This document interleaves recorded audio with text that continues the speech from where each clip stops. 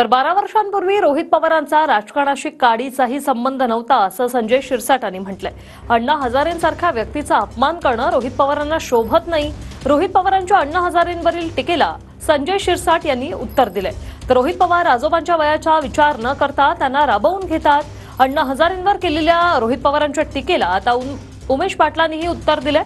रोहित पवार स्वार्थासाठी हे सर्व करत आहेत, सर्वच असे नसतात, उमेश पाटलांनी रोहित पवारांना उत्तर दिलंय। 12 वर्षापूर्वी आपला आणि राजकारणाशी तसा अर्थार्थी संबंध नव्हता। कॉमेंट्स करताना एखादा माणूस जर राष्ट्रहिताच्या गोष्टी करत असेल, आपल्या देशाच्या बद्दल जर तो स्वाभिमान बाळगून काही आंदोलन करत असेल, भ्रष्टाचारी मंत्र्यांना जर तो जेलमध्ये टाकत असेल, तर त्याच्यावर अशा प्रकारचा आरोप करणं किंवा अशा प्रकारचे गांधी मुखवटा असं त्याला म्हणणं, मला वाटतं हे चूक आहे। आणि अशा पद्धतीचे एखाद्या माणसाचा, इतक्या मोठ्या चांगल्या नेत्यांचा अपमान करणं हे त्यांना शोभत नाहीत। तब्येतीच्या मानाने त्यांनी सातत्यानं उपोषणं करावीत आणि आंदोलनं करावीत अशा पद्धतीची अपेक्षा ठेवणं देखील गैर आहे।